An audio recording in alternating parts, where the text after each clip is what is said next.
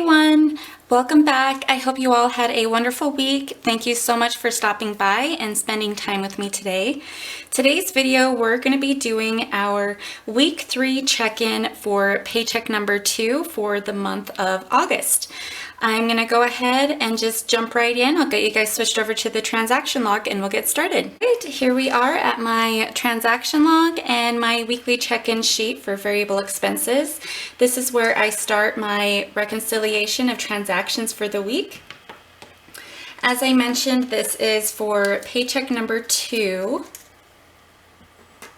The dates that we're looking at are from August 27th to September 2nd, and this is week 3.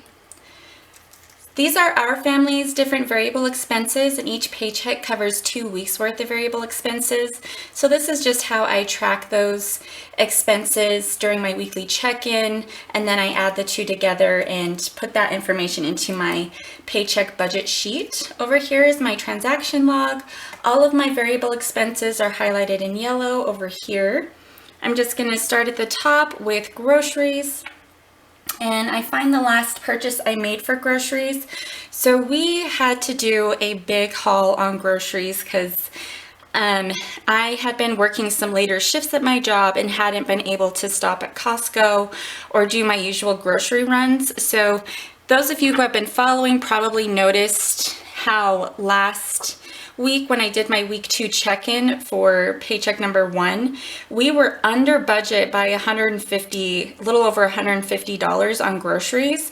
So I'm kind of taking that into consideration since we do roll paycheck 1 into paycheck 2. The 2 paychecks cover the entire month, so I'm kind of thinking of that $150 as being a part of paycheck 2 as well. It's more of the entire 4 weeks that I'm concerned about our spending for groceries. But I did have to buy a lot of food. I have a teenager. He had some friends over. I had like anywhere from 2 to 5 teenage boys at my house at one time, and so if you can imagine, they ate through a lot of groceries.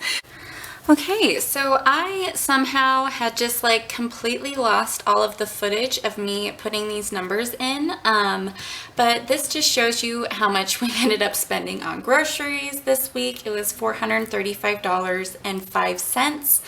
But again, I'm kind of considering our grocery budget to be more around $550, adding the $150 that rolled over from paycheck 1 to the $400 I usually budget for 2 weeks worth of groceries for each paycheck. So that's kind of my thought process. It'll kind of all come out in the wash.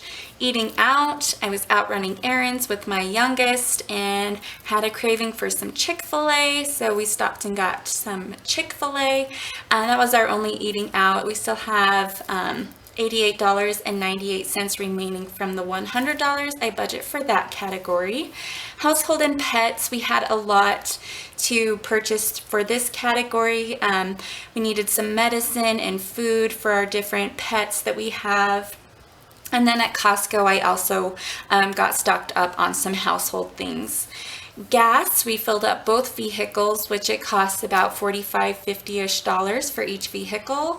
I usually only have to fill up every other week. My husband fills up about every week. His vehicle does go through more gas, and he goes back and forth through town more than I do for work.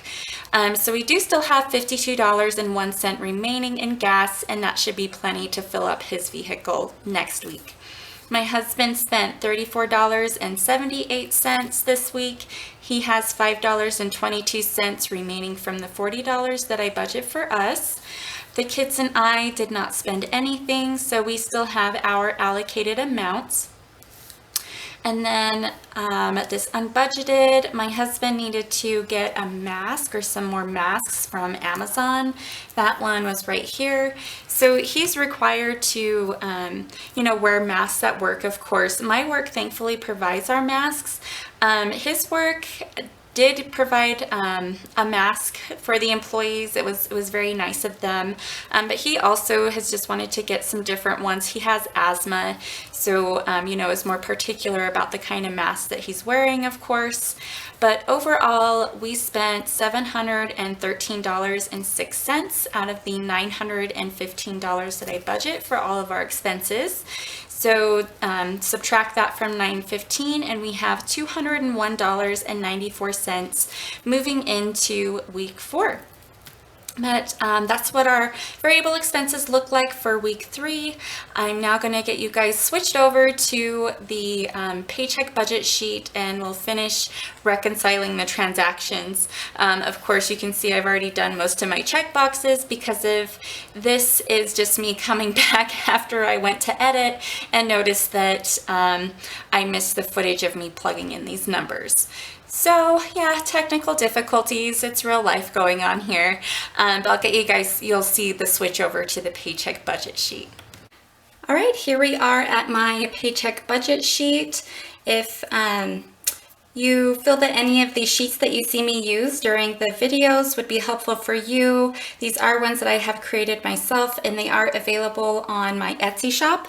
I'll leave the link in the description box below. My husband and I are paycheck by paycheck, zero-based cashless budgeters. If that's a system that you feel would be helpful for you, consider checking out these sheets and see if they would work. Okay, so I'm just going to start here at the top table. This is income, and on my transaction log, those are my green boxes.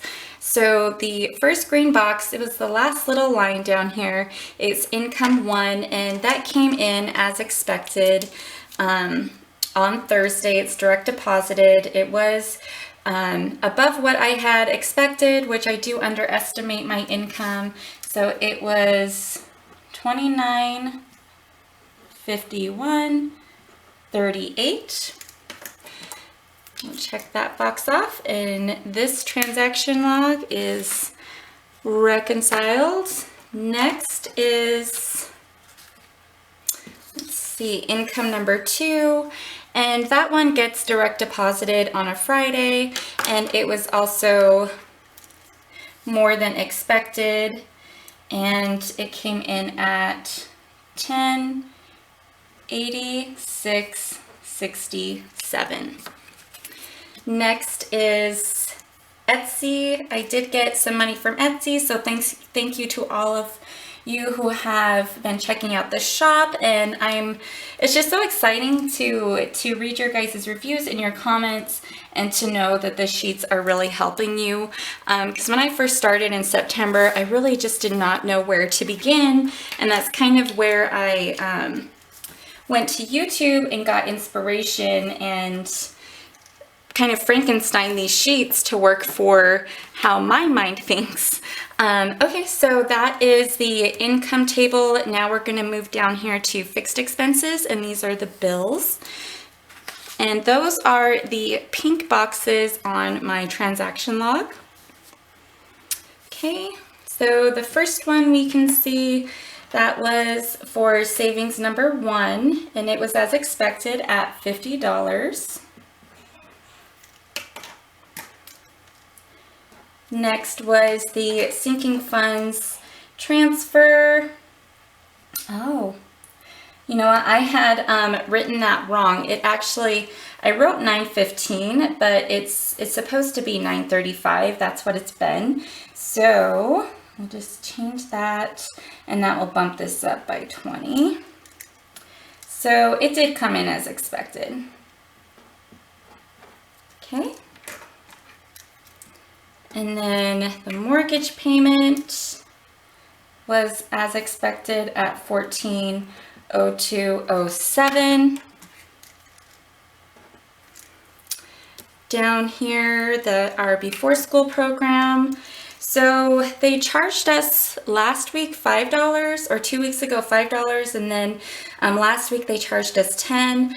So I don't really know, but honestly, my husband and I were able to rearrange our schedule to where we don't need our before school program or the babysitter anymore moving forward, which is going to be amazing. I canceled the before school program. I'm not sure when that's going to be reflected. You know, there's obviously kind of a little bit of a lag.